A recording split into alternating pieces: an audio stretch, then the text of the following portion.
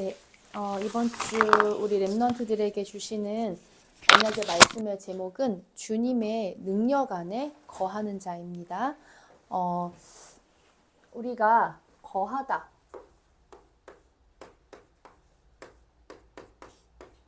네, 거하다라는 게 무슨 뜻이냐면 이제 일정한 곳에 머물러 살다라는 뜻이에요. 그러니까 살다, 쉽게 말하면 살다. 이제 그냥 사는 게 아니라 일정한 곳에 머물러 사는 것이다. 우리가 이제 방황을 많이 하지만 우리가 머물러서 살아야 할 곳은 그리스도 안입니다. 주님의 능력 안입니다.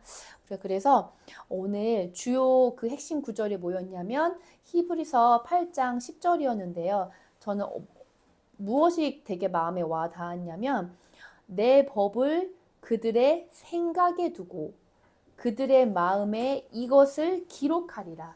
하나님의 말씀을요, 그들의 우리 랩런트들의 생각에 두시겠대요. 생각 속에. 근데 생각만 하는 것이 아니라 그 하나님의 말씀을 어디에 기록을 한다 하셨냐? 마음에 기록을 한다고 하셨어요. 즉 각인이죠. 그리고 기록을 한다는 건 이제 망대가 세워지는 거죠. 그래서 우리가 주님의 능력이 무엇이냐? 말씀이 임하는 건데 결국은 말씀이 어디에 임합니까? 내 귀에 임해요? 아니죠. 내 생각과 마음속에 임합니다. 그래서 사탄은 우리 청소년들의 생각과 마음을 빼앗아가요. 왜냐하면 하나님의 말씀, 하나님의 능력, 그리스도의 능력이 머무는 곳이기 때문이에요. 그래서 우리 랩런트들이 3집중을 통해서 늘 생각과 마음을 지켜야겠습니다. 지난주에는요. 지난주 강단은 그리스도가 나의 주인 되는 것이었어요. 여러분은 주인 되셨습니까? 그러니까 저는 어떤 질문을 했냐면 그리스도가 나의 주인인지 아닌지 딱 구별할 수 있는 질문 한 가지가 있어요. 그게 뭐냐면 문제가 생겼을 때 내가 고민하는가 또는 내가 기도하는가. 저는 이 질문을 했거든요. 근데 저는 아직 조금 고민을 더 많이 하는 사람이더라고요. 그래서 여러분 내가 문제 생겼을 때 어떻게 하지? 이러면 아직 주인 안 된 거예요. 근데 문제 생겼을 때 기도한다. 그럼 주인 된 겁니다. 쉽죠? 그래서 서론적으로요. 히브리서 8장은 쭉 이제 읽어봤지만 그리스도께서 하늘 성소의 새 언약의 대제사장이 되셨다라는 내용의 말씀입니다. 자, 그렇다면 우리가 주님의 능력 안에 거해야 하는데 주님의 능력 안에 거한다는 것이 무엇이겠습니까? 저는 하나님의 능력은 이제 말씀의 능력이라고 좀 묵상을 했어요. 결국 우리가 하나님은 말씀으로 천지를 창조하셨잖아요. 그리고 하나님은 우리가 언약의 백성이죠. 언약의 백성에게 말씀을 주시고 또 그 말씀이 그러니까 역사가 히스토리가 아니라 워크, 일하다잖아요. 항상 우리가 말씀이 일하신다. 말씀을 주시고 그 말씀이 그 백성을 이끌어 가세요. 왜요? 말씀이 곧 하나님이잖아요. 요한복음 1장 1절. 주님의 능력, 주님, 하나님, 그리스도, 그분이 누구십니까? 말씀 대신 그리스도예요. 그리고 말씀이 육신을 입고 오신 분이 그리스도예요. 그래서 우리가 가장 쉽게 주님의 능력 안에 어떻게 거하냐? 말씀 속에 있으면 돼요. 늘 내 삶이 말씀 속에, 예배 속에, 훈련 속에 있으면 그것이 주님의 능력 안에 거하는 것입니다. 그렇다면 모든 말씀을 완성시키신 분이 누구냐? 그리스도예요. 그래서 내가 그리스도의 비밀을 어떻게 누립니까? 구약의 모든 예언의 말씀을 성취시켜서 오신 분이 예수 그리스도예요. 삼저주를 없애시고 사탄의 권세를 멸하시고 우리의 모든 문제를 해결하신 그분이 예수 그리스도예요. 그럼 내가 그리스도 어떻게 붙잡아야 이 말씀 붙잡으면 돼. 왜요? 말씀 성취의 주인공이 그리스도니까요. 그래서 우리가 매일매일 강단의 언약을 붙잡는다. 그런 이미 여러분들은 그리스도를 누리고 계신 거예요. 그러니까 저는 강단 메시지 다 기억 못해요. 제목만 기억하시면 돼요. 그래서 제가 순간순간 문제 있을 때마다 너 그리스도 주인 맞아? 아니. 혼자서 아니 막 이랬거든요. 짜증나. 제가 한 주간 진짜 힘들었어서 오늘도 설교하기 싫어. 어제 오면서 어제 12시까지 누워있다가 막 시달리다가 그러고 왔거든요. 거의 오늘도 반수면 상태로. 내가 진짜 주님의 능력 안에 거하고 있나? 내가 한 주간 그리스도가 내 주인 된 거 맞나? 아니. 이러고 있었습니다. 자, 그러면 모든 말씀을 완성시키신 예수 그리스도께서요. 여기에서 말씀하신 게 있으세요. 되게 중요해요. 왜냐하면 부활하신 그리스도께서 40일 동안 하나님 나라의 일을 말씀하셨죠. 즉 그것이 바로 주님의 능력이겠죠. 말씀의 능력이겠죠. 그러면 여기서 무엇을 남기고 무엇을 말씀을 하셨는가? 그 이전에 이 감람산에는요. 아무나 못 갑니다. 절대 아무나 못 가요. 그래서 우리가 그 최근 메시지에 마태복음 16장 16절 그리스도 고백에서부터 그 다락방도 그렇게 시작했죠. 근데 쭉 어디까지 왔어요? 감람산까지 왔어요. 그래서 여기가 진짜 시작이다. 진짜 시작이에요. 왜냐면 처음에 주는 그리스도시오 했다가 정말 다 떨어져 나갔죠. 그쵸? 즉 끝까지 남아 계신 여러분들은 진짜 시작입니다. 예수님이 막 오병이어 역사 일으키고 막 병자 치유하고 와 따라다녔어. 근데 정작 십자가에 딱 달리시니까 싹 도망갔잖아요. 근데 그걸 보고도 여기에 온 사람들은 찐인 거예요. 찐. 그래서 감람산에는요. 진짜 남은 자들만 올 수 있었어요. 이들이 누구냐? 제자죠. 부활하신 그리스도께서 이 남은 자들을, 이 제자들을 감람산에 모아놓고 뭘 하셨냐? 40일 동안 하나님 나라의 일을 말씀하셨죠. 그럼 40일 동안 직접 그리스도께서 강단 메시지를 주신 거예요. 그럼 확실한 망대를 심어준 거죠. 그래서 우리는 이거를 칠망대라고 하죠. 남은 자들에게 7가지의 망대를 심어 주셨어요. 이게 아마 2주 전 강단 메시지였던 것 같아요. 자, 그렇다면은 왜 이렇게 심어주셨냐? 이 남은 자들을 앞으로 이제 파송을 해서 세계를 살리는 파수꾼을 세워야 하잖아요. 그렇기 때문에 확실한 망대를 심어주신 거예요. 그래 놓고서는 이 남은 자들을 예수 그리스도께서 파송을 하죠. 파송을 하시면서 주신 말씀이 무엇이냐? 오직 성령이 너희에게 임하시면 너희가 권능을 받고 나중에 증인 되리라. 이 말씀을 주시면서 파송을 하십니다. 즉 뭐냐? 파송된 여러분들은 순례자예요. 오늘의 키는 순례자입니다. 자, 이렇게 이 남은 자들에게 확실한 망대를 만들어 주시고 그 다음에 이제 그러니까 여정이 여행의 과정이잖아요. 그 여정을 지시하시면서 우리를 파송했어요. 그래서 이들이 바로 순례자가 되는, 다른 사람이 아닙니다. 남은 자들이 바로 확실한 망대를 딱 심고 응답부터 받고 여정 지시 받고 그 다음에 순례자로서 파송이 되어지는 겁니다. 그래서 우리가 순례자가 가는 길을 칠여정이라고 하죠. 그래서 오늘 여러분들이 순례자의 축복을 누렸으면 좋겠습니다. 자, 근데요, 순례자는요, 진짜 많이 필요한 게 뭐냐면 이게 필요해요. 왜냐하면 순례자가 가는 길은 반드시 뭐가 있어요?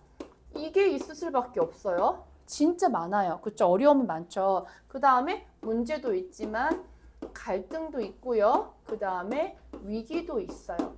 근데 대부분의 사람들은 여기에서 무너져요. 응답 못 받는 사람들은요, 여기에서 완전 무너져요. 근데 남은 자로서 7가지 망대가 확실하고 여정이 확실한 사람들은 이 문제 속에서 무엇을 찾냐? 답을 찾고요. 갈등 속에서 내가 갱신할 걸 찾고요. 위기 속에서 기회를 봅니다. 이게 삼응답이라고 하죠. 이 사람이 순례자예요. 근데 우리 이제 건이랑 다혜가 순례 이 단어가 좀 어려울 수 있는데 순례는 뭐냐면 여러 곳을 찾아다니면서 방문하는 걸 순례가 돌아다니는 사람이에요. 그래서 실제로 순례자는 왜 성지 순례하는 사람을 가리키기도 하고 또는 이제 우리가 하나님의 백성으로서 이제 천국의 소망을 두고 이렇게 나그네 인생을 살아가잖아요. 그런 의미에 있어서 순례자라기도 합니다. 저는 전도자라고 생각을 합니다. 어쨌든 간에. 그래서 그런데 대부분 사람들이 여기에서 다 무너져요. 하지만 순례자는 그렇지 않습니다. 이것을 뛰어넘는 감사. 왜요? 중요한 답이 거기 있다는 걸 알고 있거든요. 그래서 요한복음 15장 11절 너희에게 기쁨을 주시기 위함이다라고 말씀을 하십니다. 이걸 알아야 순례자로서 모든 것을 초월은 쉽게 말하면 내가 넘어서는 거예요. 내가 순례자로서 길을 가는데 앞에 어려움이 있어. 그거는 그거 못 가고 발 동동 구르고 할 수가 없잖아요. 그거 초월하셔야 돼요. 넘어서셔야 돼요. 그래서 초월하는 능력이 있는 여정을 가는 것입니다. 이걸 어떻게 가냐? 주님의 능력 안에 거할 때 갈 수 있어요. 그렇다면 순례자로서 초월하는 능력 있는 여정이 무엇이냐? 우리는 최근 메시지에서 7대 여정이라고 표현을 하죠. 자, 그럼 그 7여정이 무엇이냐? 첫 번째, 가장 중요한 거요. 모든 것의 근본이 무엇이냐? 성삼위 하나님이죠. 여러분들은 혼자 가는 게 아니에요. 성삼위 하나님께서 함께 하시는 그 길을 가는 것이에요. 여정. 여러분도 혼자 가는 거 아닙니다. 성삼위 하나님께서 역사하시는 그 길을 가는 건데 어떻게 어떻게 일을 하시냐. 성부 하나님은 말씀을 주시고 그 말씀을 성취하시죠. 그 말씀 성취를 따라 그 길을 가는 것입니다. 그리스도께서는 구원의 능력을 주시고요. 그 다음에 성령의 능력으로 말씀과 구원과 성령으로 일을 하세요. 그것을 보고 따라가시면 돼요. 그러면 이 사람은요. 어떤 응답을 받냐?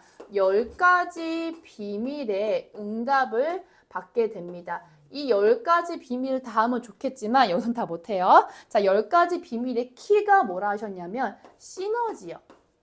이 시너지가 뭐냐면 이거예요. 함께 있을 때 더 좋은 효과가 나는 거. 이건 무엇이냐? 나랑 함께 있는 사람 다 사는 거예요. 즉 모든 사람을 살리는 능력이 시너지예요. 왜요? 성삼위 하나님과 함께 가는 그 길을 가는 자는 당연히 올 수밖에 없어요. 근데 반대로 나랑만 있으면 죽는다. 내가 불신앙의 그런 지다. 그럼 그 사람은 역시너지의 사람이겠죠. 자, 그 다음에 항상 응답은 반대편에 있어요. 요게 키예요. 예수 그리스도께서 십자가에 죽으셨어요. 그러면 어떻게 예수님 죽어서 어떻게 이게 아니라 그 죽음의 응답이 있죠. 죽으셔야 돼요. 늘 응답은 반대편에 있습니다. 자, 그러면 요거를 가진 사람은 든든한 10가지 신앙의 발판이 세워져요. 그래야 우리가 흔들리지 않고 순례자의 길을 갈 수가 있죠. 10가지 발판의 키는 뭐라고 하셨냐면요. 그냥이 아니고 절대예요. 왜요?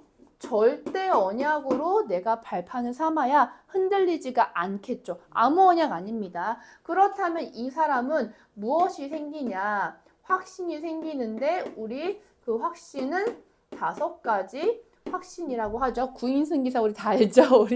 우리 세우는교회 주일학교 거쳤다면은 구인승기사는 모를 수가 없어요. 자, 근데 여기서 5가지 확신의 키가 뭐냐면 어쨌든 반드시 승리예요.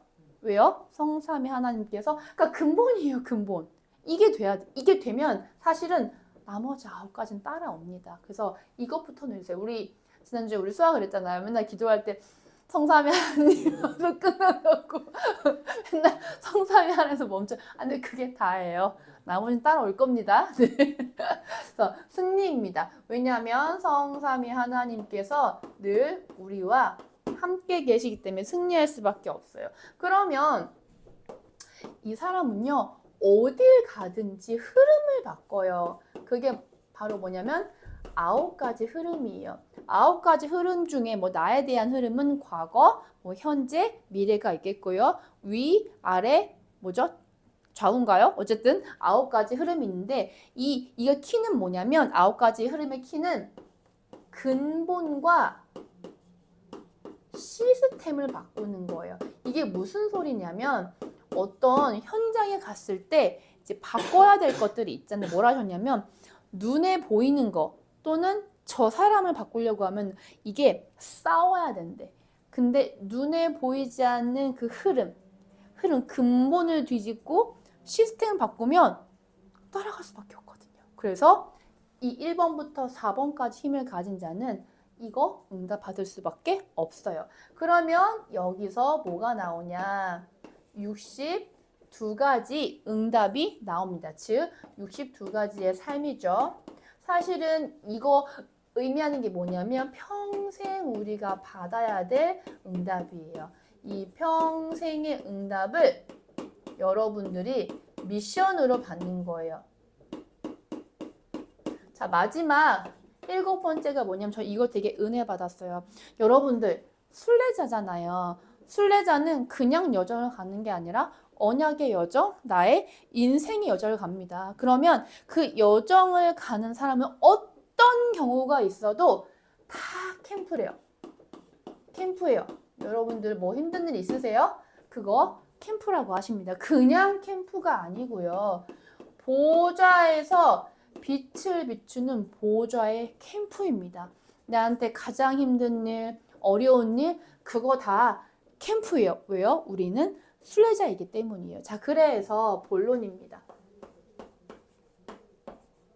이 7여정이 바로 여러분들이 가야 할 순례자의 여정입니다. 여기 서론을 안 썼네요.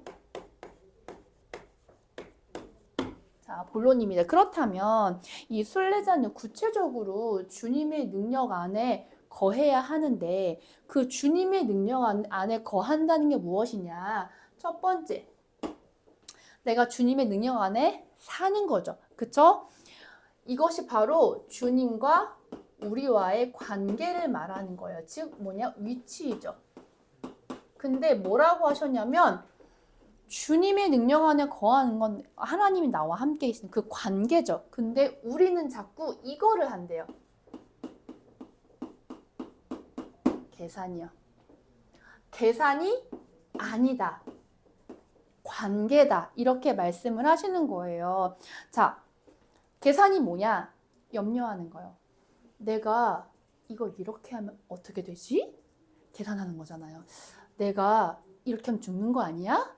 계산하는 거잖아요. 내가 이만큼 헌금하면 내가 돈이 이만큼밖에 안 나오는데? 이 계산하는 거잖아요. 사실 관계예요. 하나님 나와 함께 계시는 관계. 그래서 이런 거 있죠. 만약에 어떤 부모님이 그 자녀가 물에 빠졌어. 근데 계산해요. 내가 수영을 자유형까지 배웠지. 그럼 자유형으로 가서 아니야. 저 깊이는 내가 죽을 수가 있어. 그럼 나는 죽을 수도 있잖아. 어떡하지? 계산합니까? 어느 부모가 그래요? 그럼 부모가 찐 부모가 아니죠.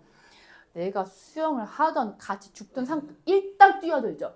이거예요.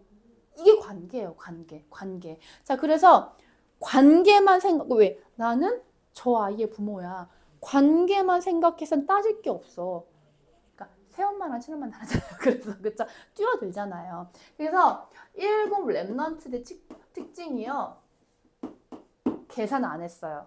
7 랩넌트의 특징이 절대 계산하지 않았어요. 예를 들어서 다니엘이요. 내가 예배하고 기도하면 죽어요. 그럼 내가 이렇게 기도하면 중에 내가 창문을 닫고 기도할까? 계산했어요? 아니요. 더 오히려 봐라.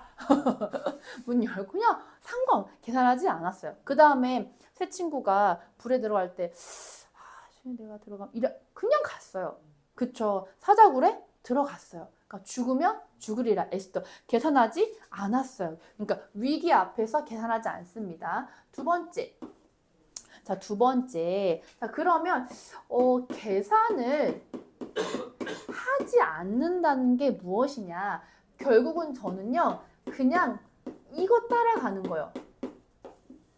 이거 따라가는 거. 근데 제가 이걸 묵상하면서 누가 떠올랐냐면 아브라함이 떠오르는 거예요. 처음에 하나님이 야, 너의 고향과 친척과 아버지의 집을 떠나서 내가 너에게 지시할 땅으로 가. 근데 우리 그럴 수 있어요. 가야지. 나는 계산을 안 한다고 생각하고 나갔는데 계산한 증거가 누구 데리고 나갔어요? 롯.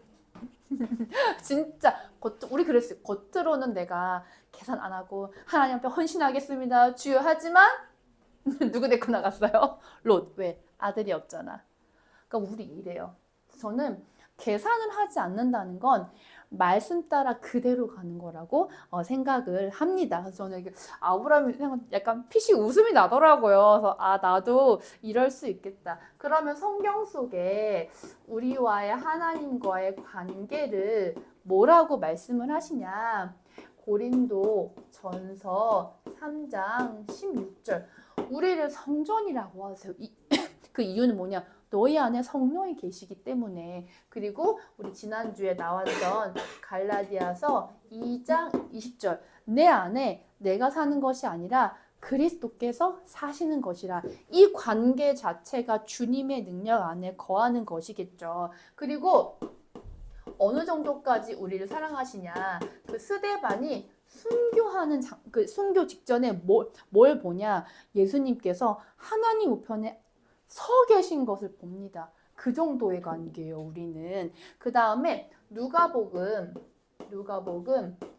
24장 15에서 16을 보면요. 이거 되게 재밌더라고요. 제가 읽어보니까 나중에 읽어보세요. 그 이제 그러니까 엠마오라는 지역으로 가던 제자들과 예수님이 동행을 하시거든요. 근데 거기 뭐라고 나왔냐면 눈이 가려져 알아보지를 못했다고 나와요. 제자들이. 그래서 너무 웃긴 거야. 그냥 예수님 바로 옆에 있는데. 근데 우리 그럴 수 있어. 지금 이 시간도 하나님이 우리와 함께 계시잖아요. 근데 모르잖아. 우리 주님의 능력 안에 이미 거하고 사실은 있어요. 근데 우리 몰라요. 그래서 이 말씀 묵상하면 약간 좀 웃음이 나더라고요. 두 번째. 그렇다면 어떻게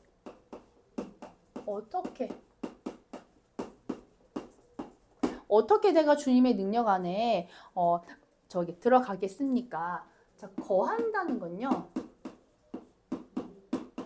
우리가 그 안에 사는 거잖아요. 즉 뭐라고 하시냐면 내가 주님과 인격적으로 만나는 거예요. 그냥 하나님 막연하게 하나님 살아계시 이게 아니라 그냥 말씀에는 글씨 좋은 거 성경 이게 아니라 내가 왜 그 관계잖아요. 왜 엄마와 난 인격적으로 만났잖아. 그것처럼 그 인격적으로 만나는 것이다. 어떻게 만나냐 이거요. 이거 아니면 인격적인 만남이 있을 수가 없어요. 그래서 예수님도 새벽 4명에 기도하셨죠. 그리고 뭐라고 하시냐면 무시로 성령 안에서 기도하라. 우리 렘넌트들 진짜 복음 다 알잖아요. 근데 기도가 없이는 주님의 능력이 내게 임하지 않습니다. 그리고 뭐라고 하시냐면 로마서 12장 1절에서 2절 너희 몸을 거룩한 산 제물로 드려. 이게 영적 예배입니다. 그러니까 산제사, 나의 삶을 통해서 드리는 영적인 예배죠. 그리고 주님의 능력 안에 어떻게 거하냐. 내게 능력 주시는 자 안에서 그랬습니다. 그리고 그 포도나무 비유요. 요한복음 15장 5절에 보면 우리 주님 안에 있으면 어떻게 돼요? 열매 맺어요. 그러니까 붙어만 있으면 돼요. 이게 붙어 있지를 못해가지고 자꾸 딴짓해. 근데 이게 근데 붙어있는 게 좀 힘든가 봐요. 좀 그런 것 같아요. 자, 그러면 주님의 능력 안에 거했을 때 어떤 결과가 옵니까? 질문을 했습니다. 근데 우리는 중요한 건요.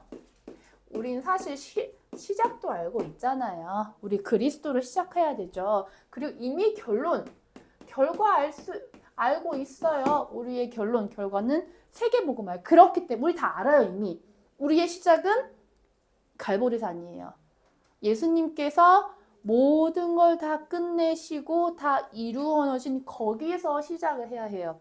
모든 것의 시작은 그리스도예요. 그럼 시작했으면 끝은 뭐예요? 세계복음화요.